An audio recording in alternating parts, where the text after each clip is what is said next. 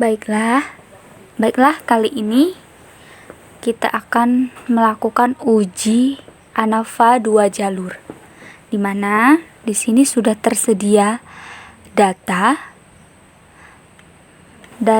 berupa nilai mata pelajaran PPKN siswa kelas 5 SD 3 Jelutung. Di sini sudah ada jenis kelamin laki-laki dan perempuan serta metode pembelajaran teori, ceramah, dan diskusi. Yang akan kita cari yaitu perbedaan hasil belajar PPKN SD berdasarkan metode pembelajaran yang dipakai masing-masing guru dan jenis kelamin siswa tersebut. Oke, untuk mempermudah pengerjaannya, kita akan memberikan kode untuk setiap data ini. Untuk laki-laki kodenya 1, perempuan 2, teori 1, ceramah 2, dan diskusi kita kasih kode 3. Oke, setelah itu, sebelum itu kita buka aplikasi SPSS-nya. Kita klik variable view. Lalu kita masuk ke bagian name. Kita tuliskan hasil. Selanjutnya kolom 2 kita tuliskan metode. Untuk kolom 3 kita tuliskan kelamin. Oke. Untuk desimalnya kita ubah ke 0 semuanya untuk mempermudah kita. Untuk bagian label, kolom 1 kita tulis mata pelajaran PPKN. Lalu metode, pada kolom metode labelnya kita tulis metode pembelajaran. Lalu untuk kolom ketiga kelamin ini kita tulis dengan jenis kelamin. Oke, selanjutnya kita beralih ke kolom value,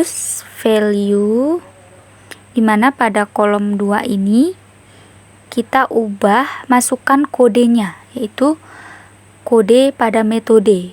Kode 1, lalu kita tuliskan labelnya itu teori, lalu kita klik add. Lalu selanjutnya kita tulis 2, lalu ceramah kita add-kan lagi. Lalu kita tulis 3, labelnya kita tulis dengan diskusi.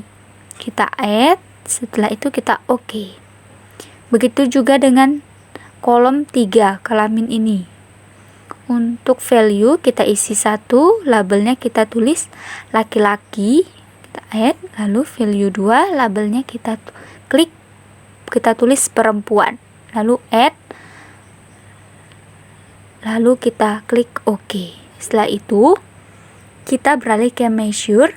Untuk hasil kita klik scale, lalu untuk metode dan kelamin ini kita klik nominal.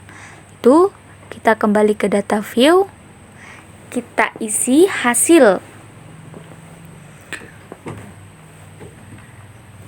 datanya, kita masukkan data dari teori, diskusi, dan ceramah tersebut secara berurutan. Kita masukkan satu persatu. Masukkan datanya harus dengan teliti agar tidak salah. Jika salah data, maka kita akan melakukan pengulangan kembali pengerjaan di aplikasi SPSS ini. Maka dengan begitu kita menulis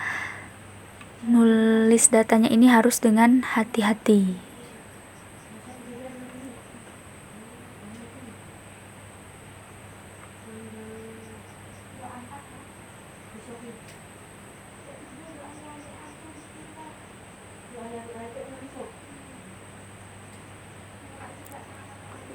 Setelah data hasilnya sudah mencapai 30, selanjutnya bagian metode.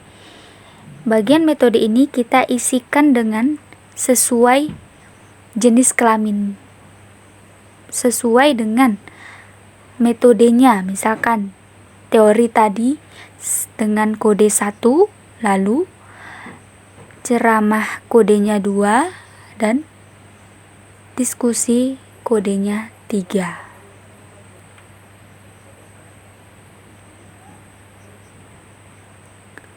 Oke, setelah selesai kita kembali ke jenis kelamin ini, dimana untuk kode 1 ini untuk jenis kelamin laki-laki dan kode 2 untuk jenis kelamin perempuan. Kita sesuaikan dengan data hasil yang kita tulis tadi di sini. Oke, setelah semuanya selesai, sebelum kita melakukan uji ANAVA 2 jalur, terlebih dahulu kita uji normalitas datanya. Apakah data tersebut berdistribusi normal atau tidak? Kita akan melakukan uji normalitas data tersebut.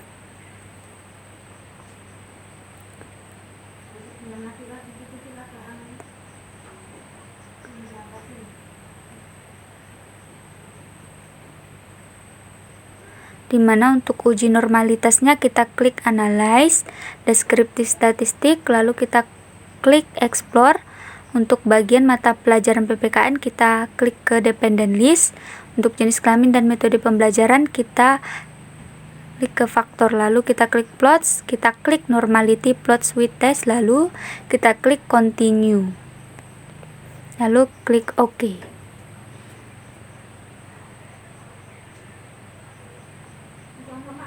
Oke, ada kesalahan, maaf. Kita ulang, Analyze, Descriptive Statistik, Explore. Ini sudah sama, lalu kita klik OK. Kita tunggu sampai datanya keluar. Baik, di sini sudah terlihat data dari hasil dari uji normalitas datanya.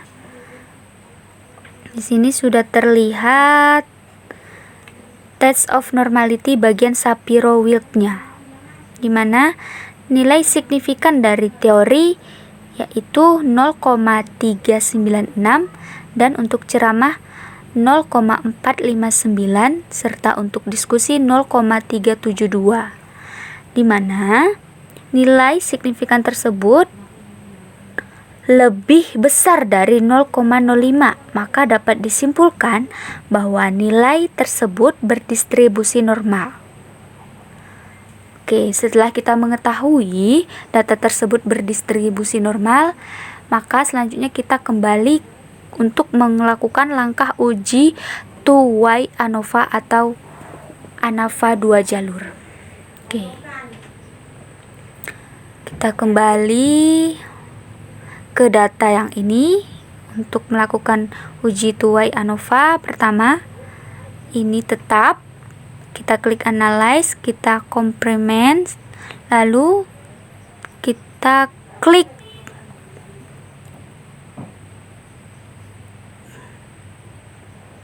OK. Analyze General Linear Model, lalu Univariate. Lalu untuk mata pelajaran PPKN kita pindahkan ke Dependent Variable. Untuk metode pembelajaran dan jenis kelamin kita pindahkan ke Fixed Factor S. Lalu kita klik Option. Untuk metode kelamin dan metode ini kita pindahkan ke Display Main For.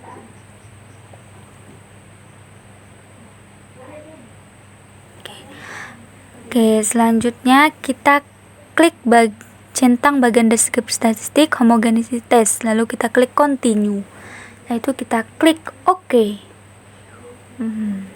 Maka akan keluar tampilan seperti pada layar berikut ini. Setelah kita lihat,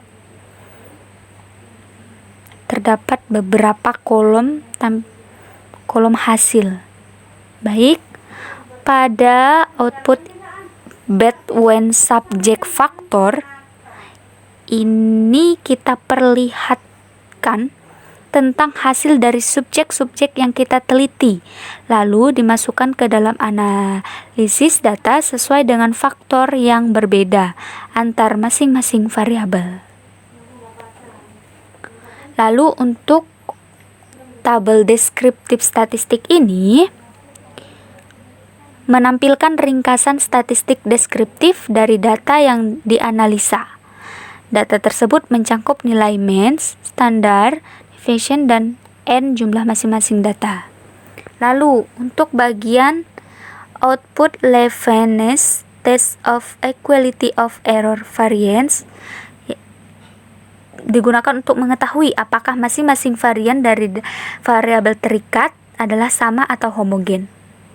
Berdasarkan output tersebut, diketahui nilai signifikannya adalah sebesar 0,152, lebih besar dari 0,05. Maka dapat disimpulkan bahwa varian variabel mata pelajaran PPKN adalah sama atau homogen. Karena bersifat homogen, maka artinya persyaratan dalam uji two-way ANOVA atau ANOVA 2 jalur sudah terpenuhi.